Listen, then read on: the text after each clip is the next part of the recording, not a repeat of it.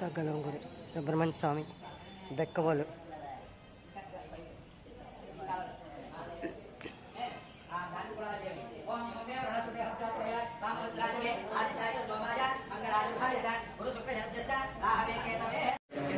ఆ స్వామివారు ఏంటంటే మొత్తం 3 శివలింగాల మీద కూడా బ్రహ్మసూత్రం ఉంటుందండి. ఇవి 3 కూడా బ్రహ్మసూత్ర శివలింగాలు.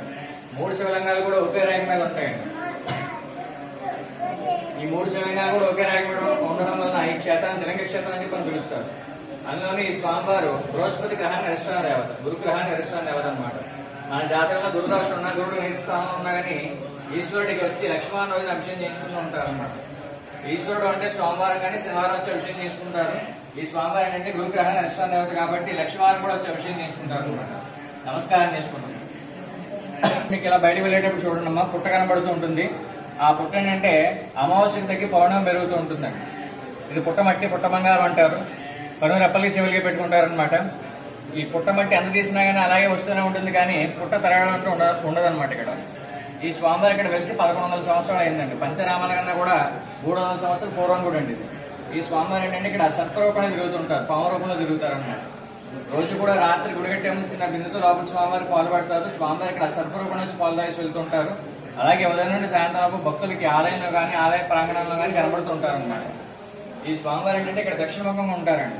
ఇలా దక్షిణముఖంగా ఉన్న స్వామివారు, బ్రహ్మచార్యం కలిసిన స్వామివారు భారతదేశం మొత్తం మీద 2 చోట్ల ఉన్నారు అనమాట. తమిళనాడు పళని క్షేత్రంలో ఉన్నారు, మళ్ళీ రెండోది ఇక్కడే ఉన్నారనమాట. కుమార సుబ్రహ్మణ్యం బెక్కువల్లో ఉన్నారు. మిగతా అన్ని చోట్ల కూడా మనం చూస్తే స్వామివారు వివాహం అయిపోయినది మనకు కనబడుతుంటారు. బలి దేవసేన సమయ సుబ్రహ్మణ్యం, ఈయన కుమార బ్రహ్మచారి అనమాట. అంటే వివాహం కాకుండా ఇక్కడ వెలిసారండి స్వామివారు. ఈ స్వామివారి ఇక్కడ దక్షిణముఖంగా ఉండడం వల్ల ఈయన అంగారక గ్రహానికి అధిపతి అనమాట, కుజగ్రహానికి అధిపతి. మన జాతకంలో రాహు, కేతు, కుజదోషం ఉన్నా, సర్పదోషం ఉన్నా, కాల సర్పదోషం ఉన్నా కానీ స్వామివారికి ఆయన ఇష్టమైన రోజుల్లో సంకల్పం చెప్పుకుని పంచామృతాలతో ఆయన విగ్రహాన్ని అభిషేకం చేయించుకుంటారు అనమాట. ఆయన విగ్రహానికి ఆయన ఇష్టమైన రోజులు అభిషేకం చేయించుకుంటే మనకి ఏవైతే రాహు, కేతు దోషాలు ఏవైతే ఉంటాయో ఆ దోషాలు కూడా పరిహారం అవుతాయని, అలాగే మనకి ఉన్న దోషాలే కాకుండా మనకి ఏవైతే కోరికలు ఉన్నాయో, అంటే విద్య లేని వాళ్ళకి విద్య, ఉద్యోగం లేని వాళ్ళకి ఉద్యోగం, వివాహం కాని వాళ్ళకి వివాహం, సంతానం లేని వాళ్ళకి సంతానం, ఆరోగ్యం లేని వాళ్ళకి ఆరోగ్యం, రుణబాధలు ఉన్న వాళ్ళకి రుణబాధలు కూడా తగ్గుతాయని చెప్పి కూడా ప్రతిదీ అనమాట. ఈ స్వామివారు ఏంటంటే సంతానానికి సంబంధించి బాగా పట్టెక్కువ అనమాట. ఇక్కడ సంతానం లేని వాళ్ళు ఇక్కడ వచ్చి స్వామివారికి అభిషేకం చేయించుకుని వెనకాల గుడి దగ్గరికి వెళ్ళి, గుడి వెనకాలకి వెళ్ళి పడుకుంటారు, నిద్ర చేస్తారు. ఒక గంట నిద్ర చేస్తే స్వామివారికి అనుగ్రహం వల్ల నిద్ర పట్టిన తర్వాత లేపేస్తారనమాట. మనకి ఏవైతే ఆ నిద్రలో స్వప్నం వస్తుందో స్వప్నాన్ని బట్టి ఇక్కడ పుట్టేది మగబిడ్డ, ఆడబిడ్డ అని తెలుస్తుంది అనమాట. ఈ స్వామివారు ఏంటంటే దక్షిణముఖంగా ఉండడం వల్ల ఈయనకి ఇష్టమైన రోజుల్లో మాత్రమే ఆయన విగ్రహాన్ని అభిషేకం చేస్తాడు. మిగతా రోజులు కింద వెండి సర్పానికి అభిషేకం చేస్తారు అనమాట.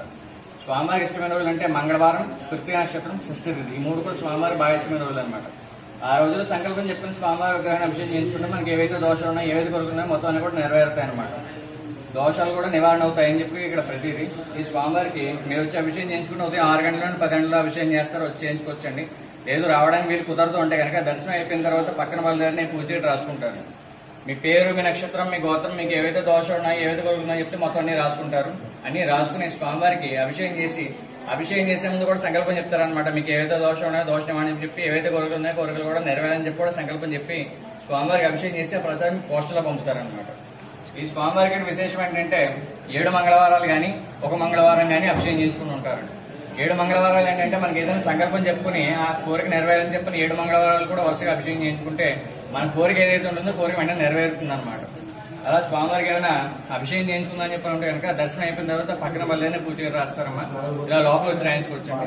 నమస్కారం చేసుకుని చెప్పడమ్మా. ధరణీ గర్భం విద్యుత్కాంతి సమప్రభం శక్తిహస్తం మంగళం నమామ్యహం శ్రీ ఉమారాయ ధ్వజాయ శక్తిధరాయ పరశుహస్తాయ పాశహస్తాయ మహామోహనాయ మమ వంశవృద్ధికరాయ శ్రీ కుమారాయ నమః.